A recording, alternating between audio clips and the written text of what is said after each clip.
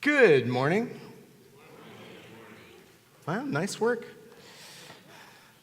I feel like you are properly caffeinated.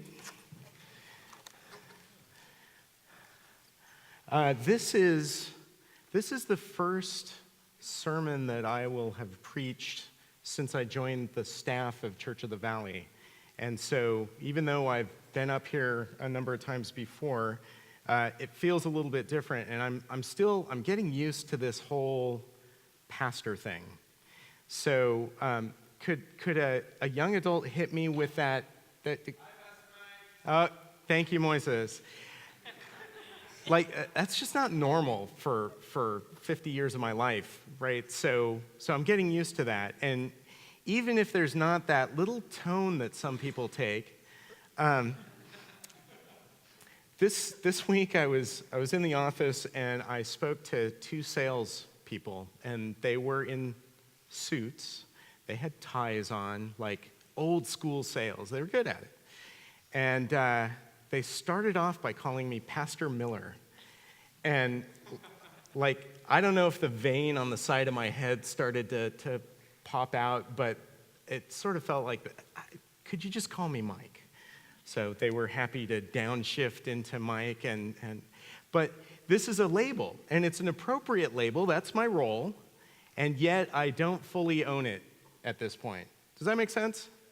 So I've been thinking about labels this week. I remembered, I think Friday, that I actually had a class session for a class I'm taking on Saturday, and I thought, gosh, I ought to remember one of my labels is student. That's difficult. And there are just lots of different ways in which you can label yourself. And so I wondered if you could turn to somebody near you and just suggest a label that would be appropriate for you. It could be where you are in life. It could be a personality trait. It could be, I don't know, anything. So just take a moment and do that. Just as you were warming up. But we'll have more on this subject in a moment. But I want to get you thinking, how are you known? What do people call you? What do you call yourself? And I'm going to suggest some things in hopes that it will spur on some more thinking. And Keith and Kat, I'm going to ask you to help me out in just a short time, and I'd really appreciate it if you would go ahead and do that. So, label, helpers, right? Okay, so I look in the room and I see different things, and there's a bunch of things I don't see, right? I don't know you all. I don't know what you're like, but there are engineers here. There may be carpenters or teachers or nurses or students. I bet everybody in this room is a child.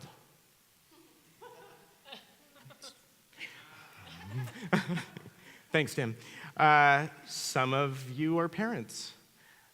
Brothers or sisters might be roles that you have. Tall, short, funny, serious, hairy, smooth. While I'm on that subject, I must really apologize for this mess that's happening here. It's an experiment that's gone terribly wrong. And we'll just see where it goes from here. Wolverine? All right, well, there's a label. I'd just like to point out that I don't have the adamantium yet, and so I'd appreciate it if you would not try to kill me. Cautious, fearless. I have sort of one child each of those. I don't know where you stand. Sincere or sarcastic? Any guesses on where I might stand on that spectrum?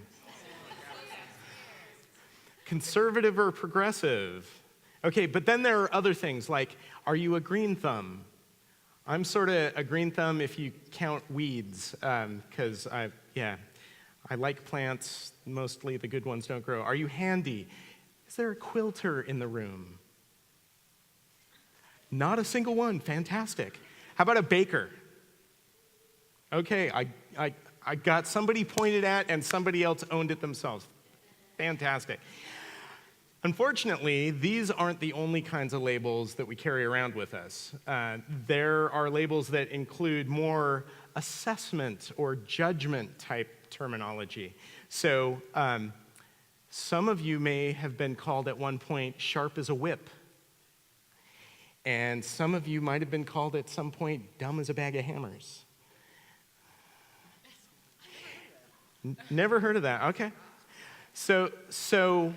And I just want to point out that sharp as a whip sounds good until you think about what that means as an obligation. If that's your label, that means you better not screw up, because suddenly, wait a minute, I thought you were in the smart category, but you can never do anything foolish if you're smart as a whip, so you must be dumb as a bag of whatever, dead snakes. You just never know what's going to happen up here. Successful or a failure? Happy or depressed? A high performer. That was, at my last job, that was one of the categories for your work performance for the year. And there were needs improvement, which is still a better label than needs significant improvement, which means hope your resume is updated. Asset, liability. When we're talking about people, these are kind of momentous labels, right? If you're walking around feeling like you're a liability, that's a heavy load to carry. If somebody else has labeled you that, that's painful. If you yourself label yourself that way, that's a mire it's really hard to get out of. But at the same time, having people look at you as an asset carries that weight. I was talking to my daughter. She plays tuba. She's played tuba this is her second year now, so she is not, about to join a big name orchestra or anything. But in her class at the beginning of the year, one of the things they have to do is decide whether the 3 tubas, which one's the first, which one's the second seat, which one's the third seat. And at back to school night, the instructor said, look, parents, this isn't a big deal. This isn't like the high performance class. We're just trying to find the people who are most often getting the right tone, most often following the correct beat, and we want to sit them together so that they create some sound and cadence that the other ones can follow. And I said, well, okay, so I hear you're trying out, and she just got this panicked look on her face.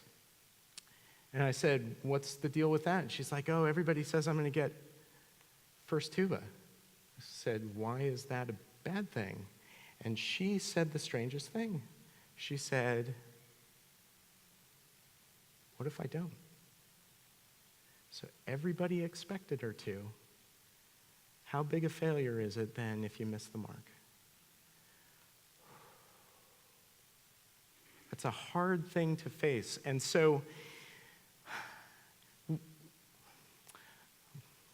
okay, I went to high school in Cupertino, Monte Vista High School.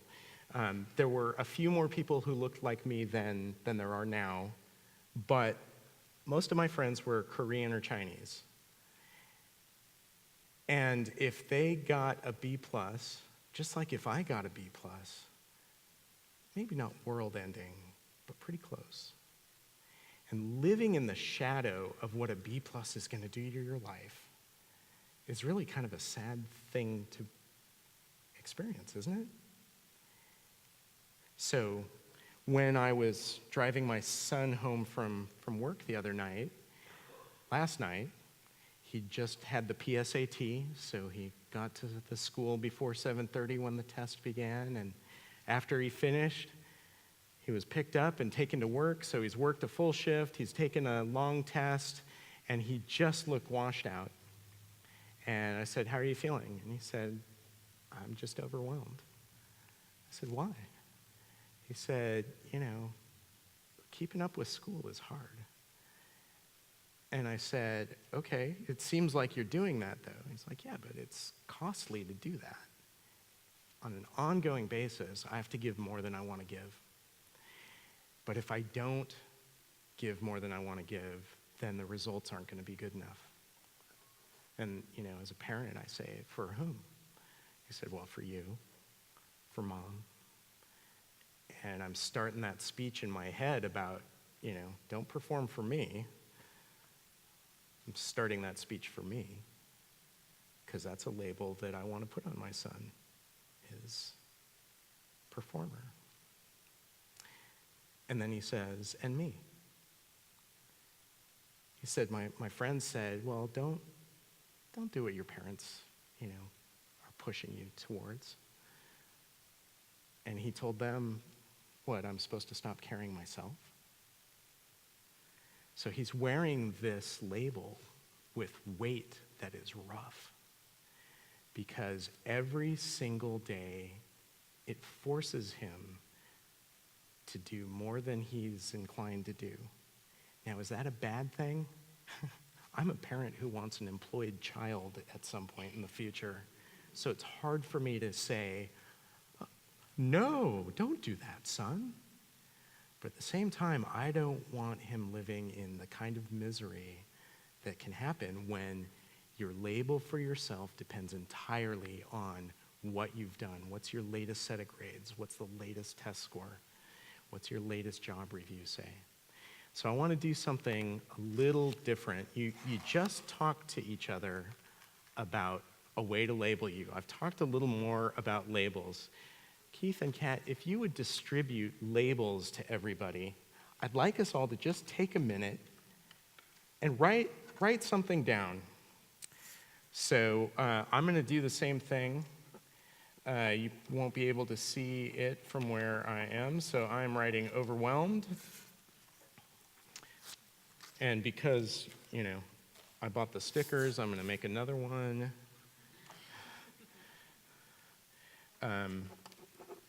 That says poser.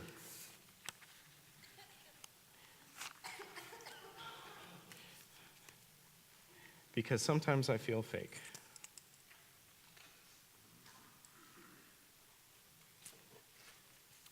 So as those labels go around, give another moment of thought to who you are. What label describes you, whether it's a good thing or a bad thing.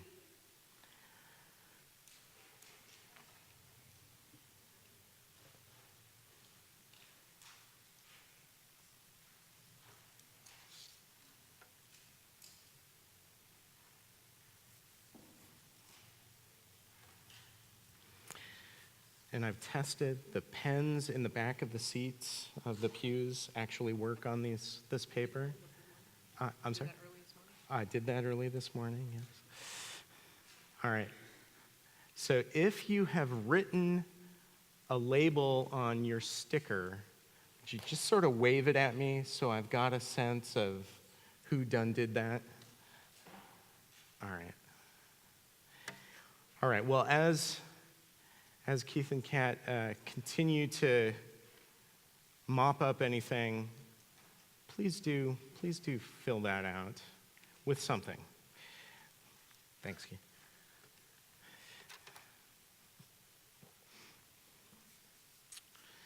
So labels, whether they sound good or bad at the first hearing, I think I've been arguing that they're inherently dangerous, because whether they define you as something that's too simplistic, or define you as something that's too heavy, or define you as something that's too dismissive, a label encapsulates a lot of power into one little package. And they summarize people in a powerfully offhand way, and sadly, a powerfully inaccurate way. If you've been following politics over the last few weeks, two words that came up a ton as labels: rapist, liar. These labels were applied by people who don't know what happened, with one political or another political objective in mind. And we're happy to label people like that. We're happy to take what advantage we can by saying, yeah, not pulling your weight. Yeah, not engaging the way we want you to. Yeah, not thinking things through.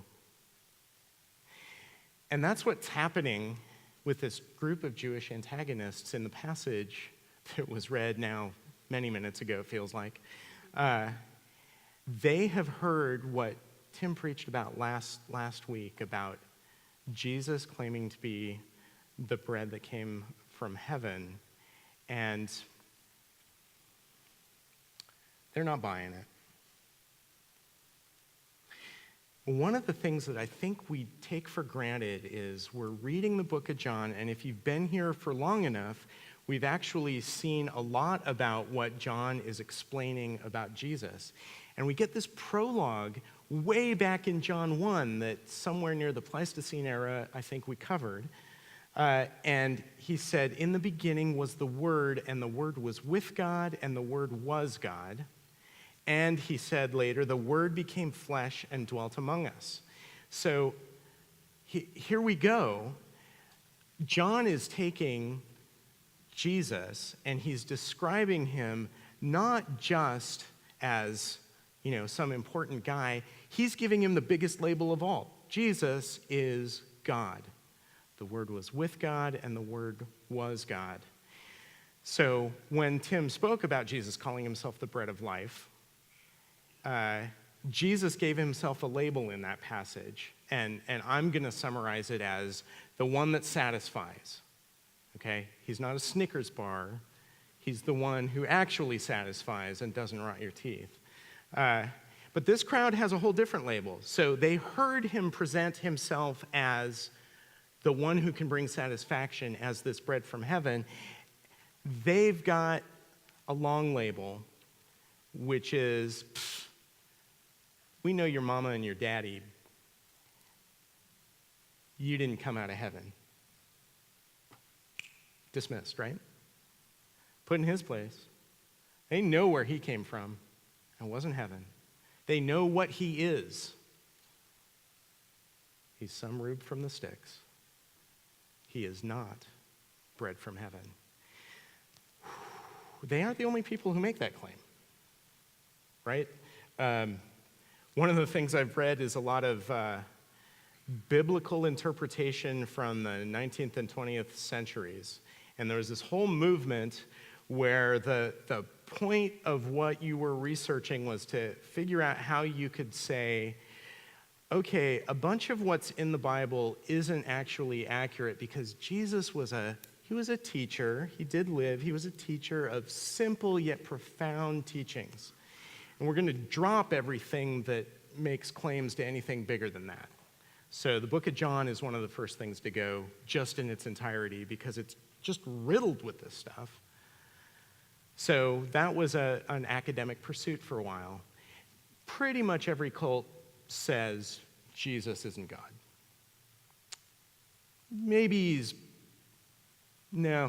Pretty much he's not. Islam says, those disciples and the people that came after, they got it wrong and there are errors. And so they've got a label for Jesus. It's prophet. Isa is a prophet. And prophet's good, speaking on behalf of God, right? That's good.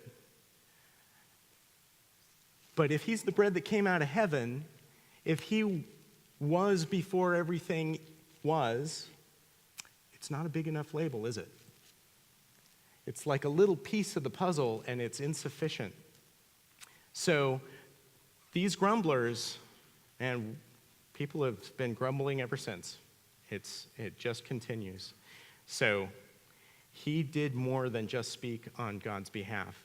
And what does this group that John's describing do with their frustrations? They very, very appropriately go, "Heavens, we have this concern about this man here. We'll go speak to him and clarify it. Excuse me, sir, we happen to know your mammy and your pappy. What's going on?" No, they're having a, complain fest back over there, but Jesus always knows what's going on. He always knows what's in people's hearts. He always knows where we stand, whether we face him or not.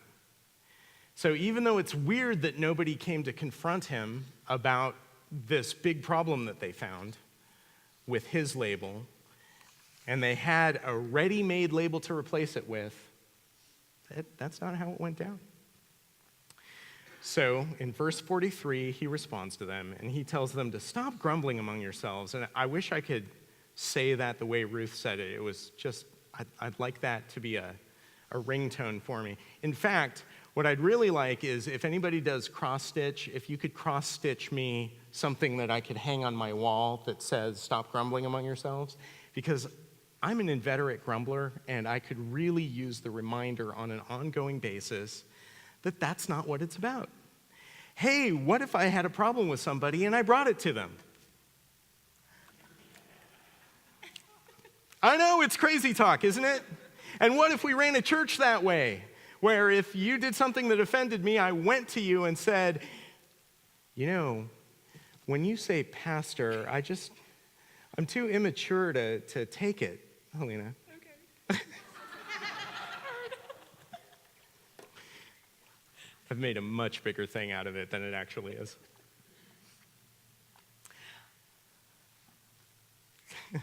All right, so that was extra. Let's get back to this. Jesus is though, now he's addressed them. Okay, you're on now. Let me explain how it is. And he says some hard things. He says, no one can come to me unless the Father who sent me draws them. And I will raise them up at the last day. And the first thing I want to point out here is that Jesus is labeling those who follow him. Do you see that? Do you see what the label is? These are some amazing labels. These are some amazing labels. Drawn by the Father.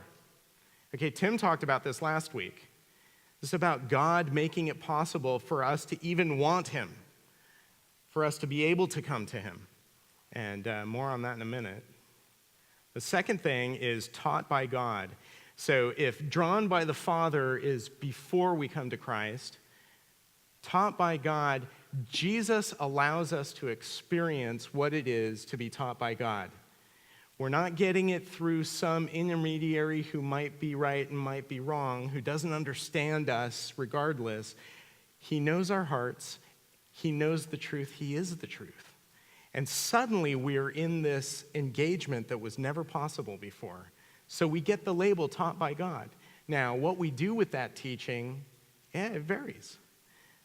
But we're taught by God when we're in Christ. And then the third thing is raised up at the last day. And so this is a future promise, right?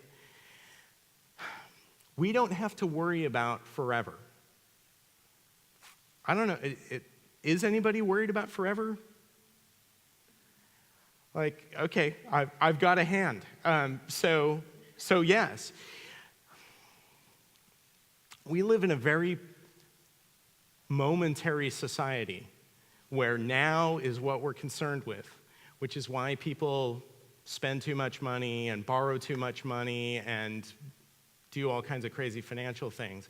It's why people sap their life away into a job where they're going to get labeled, I don't know, needs improvement and have to find another job later. It's why we invest our time in things that are temporary. And the fact that God has a plan for us later is an amazing thing for me. The fact that I don't have to worry about ultimate things because God has them taken care of, I don't know why, but that gives me hope for today. Suddenly, a bunch of stuff that I vaguely feel I have to be doing something about, God's got that. God's got that. It's not on my to-do list. Making sure forever is taken care of is no longer on my list. So these are beautiful things to be called, but the reality is that people get stuck way back at the beginning about the Father who sent me draws them. He says, no one can come to me unless the Father who sent me draws them. And I want to give you a picture of what that might mean. So volunteers, are you willing to help me out again? Let's say that I offer you 2 meals. One of these meals has some broccoli and some potatoes and some meat, and this one is a soiled diaper. So if you could just kind of walk down the aisle so that people can see the the glory of these meals because I would actually like to get your vote on which meal you would take.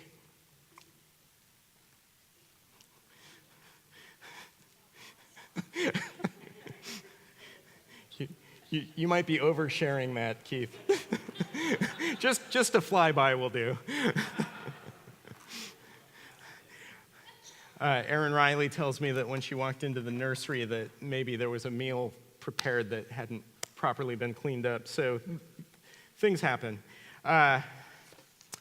Thank you very much. All right.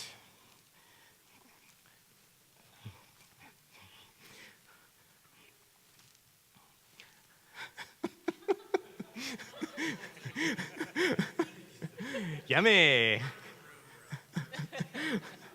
Yeah, please remember to tip your waiter. All right, so you've seen the options. How many would like the plate with the meat and the broccoli and the potatoes? All right, and how many would prefer the soiled diaper? All right, there's always one in the crowd. It was someone else in the first service, bro.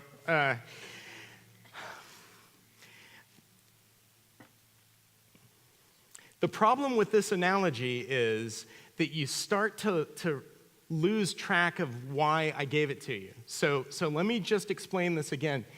These are two things, two meals, and one of them looks good and one of them looks bad.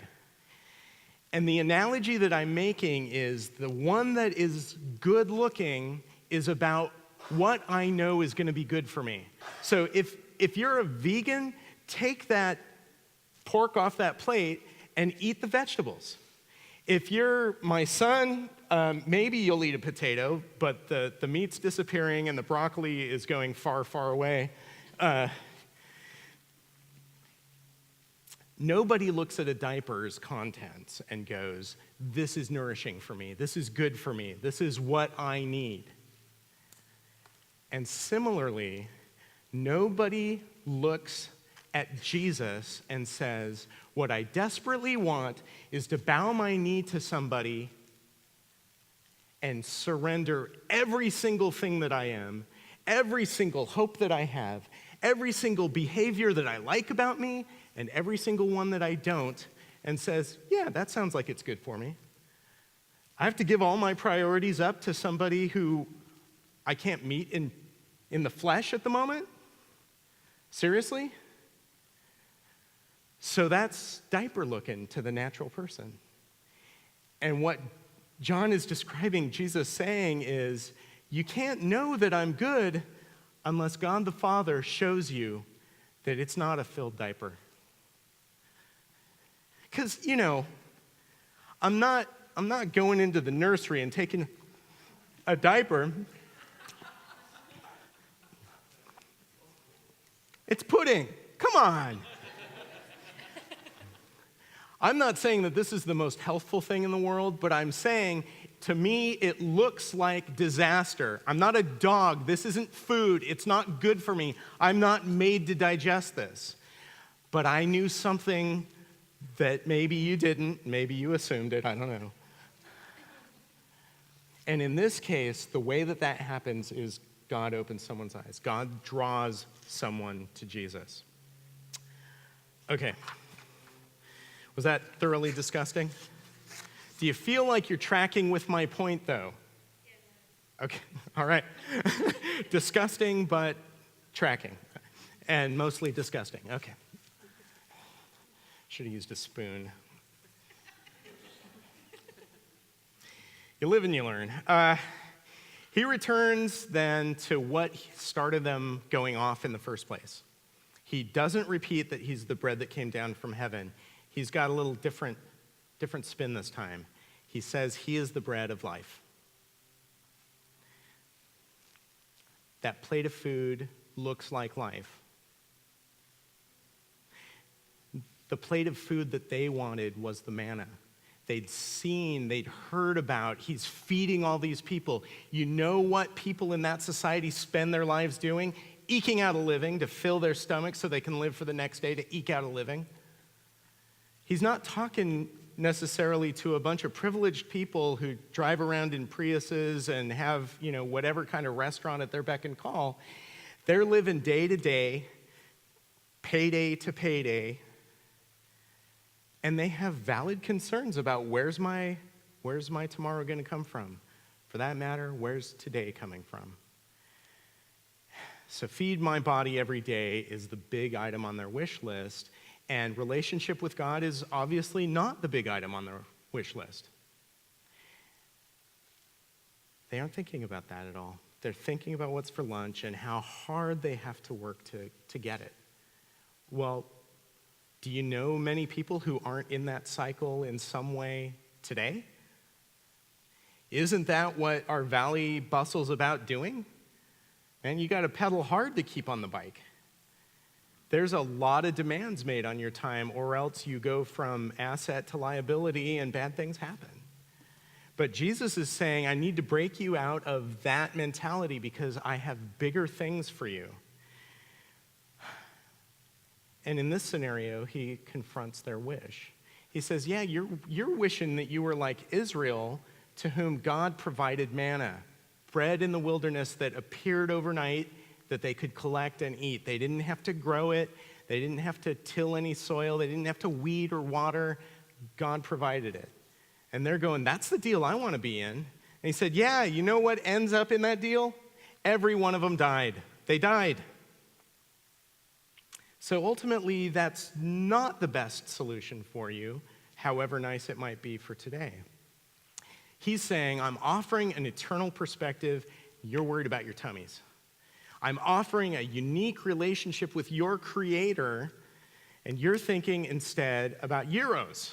I mean, euros are good, don't get me wrong, but it's not the biggest thing there is.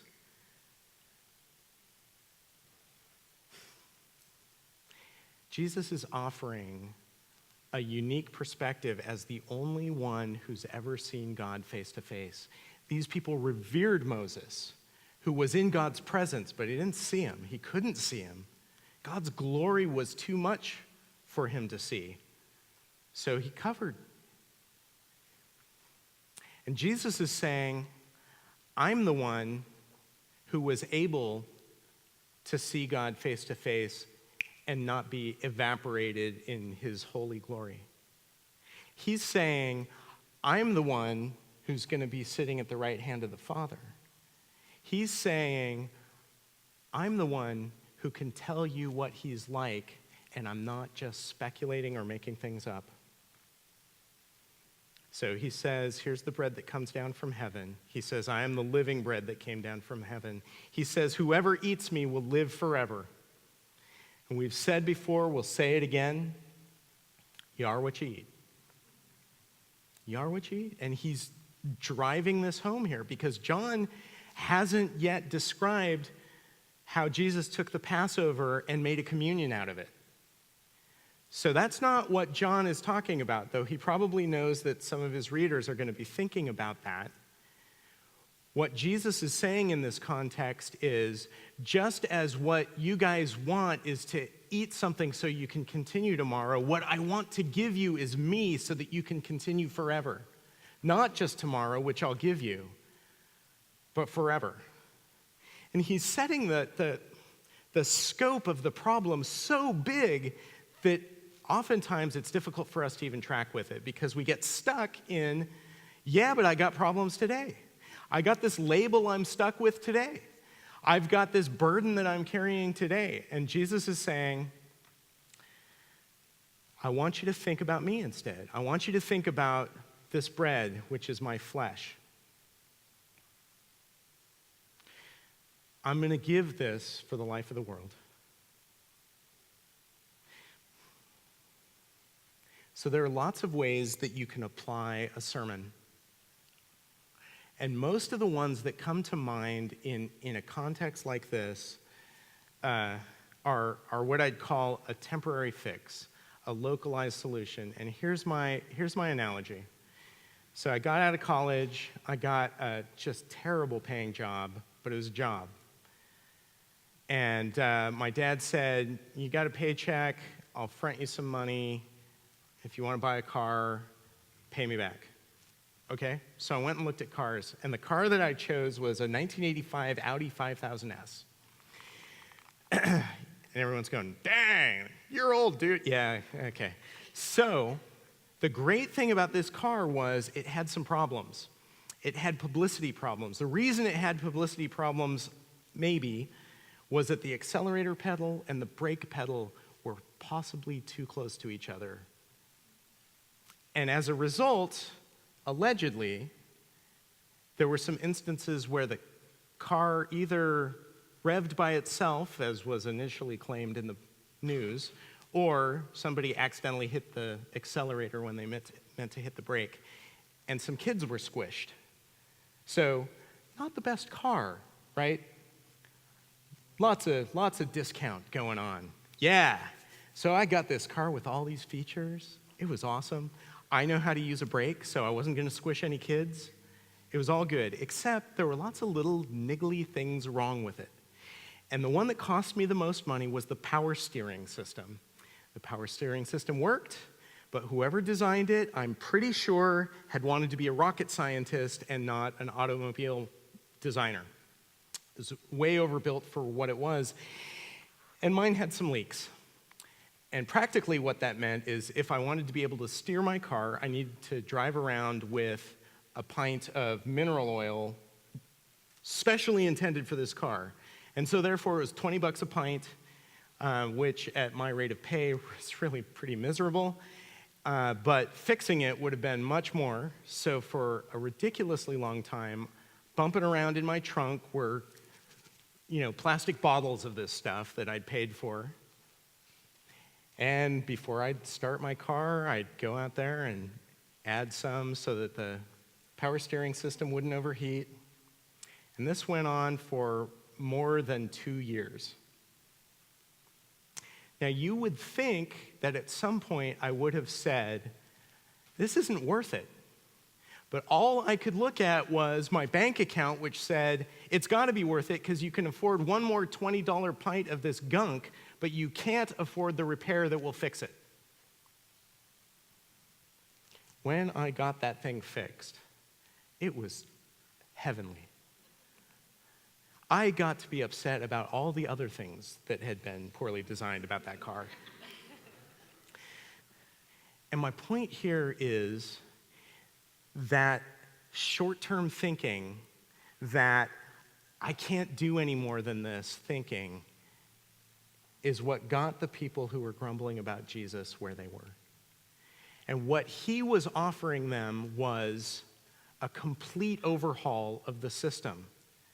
What we know is he didn't come to patch the seals that were leaking. He came to replace the whole mechanism so it would work as it was intended. But that's not the path they were on. That wasn't the motive that they had. That wasn't the menu they were looking at. And so Jesus has to die to make this happen. He has to give his life so that you and I can live. He had to be raised to eternal life so that you and I could be raised in the last day.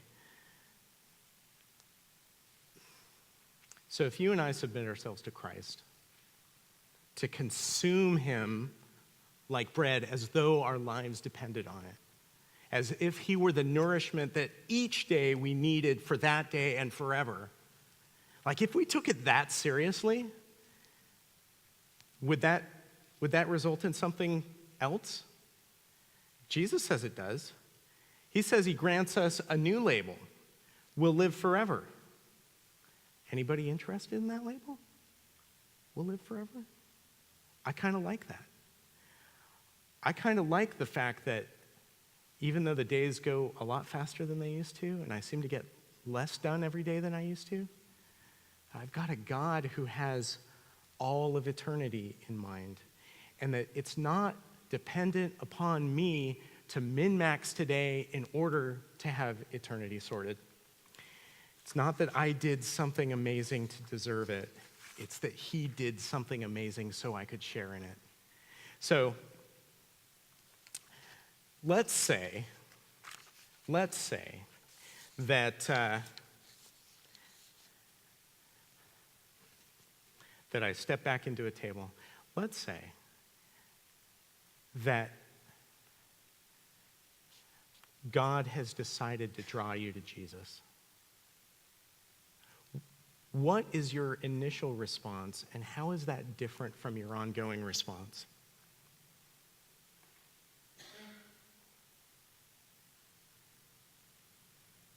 It's getting warm in here. Everybody's falling asleep a little bit. They don't know where I'm going. Following Jesus doesn't come because my label says I did the right thing. It comes because I said, Jesus, you can have all I am. And he said, I'll take you and I'll present you to the Father with all I have. And that's why God set it up, so that he draws us to Jesus. We are not the smart ones or the wise ones, the insightful ones. We don't bring that proficiency to the table. All we do is respond in submission, and that's what we do forever. That's our offering forever. My whole life is yours. It's up to you. And that's why being a Christian isn't like joining a club. It's not something that you sign up for and opt into and then you're in. It's being adopted into a family that wants you now and forever. It's a family with a brother who's perfect in a good way, and a father who is so perfect that he's going to take care of what's wrong ultimately, who's going to accept you and me even though we got nothing to offer him except our submission to his son. And I've skipped around, Sarah. I wonder whether we could go to Ephesians chapter 1. If you've been with us for a while, this is another thing that, in the Pleistocene era, we went through the book of Ephesians. He chose us in him before the creation of the world to be holy and blameless in his sight. So then you go, okay, I have to have holy and blameless on my labels. No, that's Jesus's part. That's what Jesus adds to the equation. He's holy and blameless, and so he can make us holy and blameless. In love, it says, and continues on, he predestined us for adoption to sonship through Jesus Christ, in accordance with his pleasure and will, to the praise of his glorious grace, which he has freely given us in the one he loves. So all the love that Jesus deserves, the ability to look face to face with God, to be in his perfect presence, to deserve to be in his perfect presence, we get that. We receive that through Jesus when God draws us to him. That's amazing. That's amazing stuff. And, okay,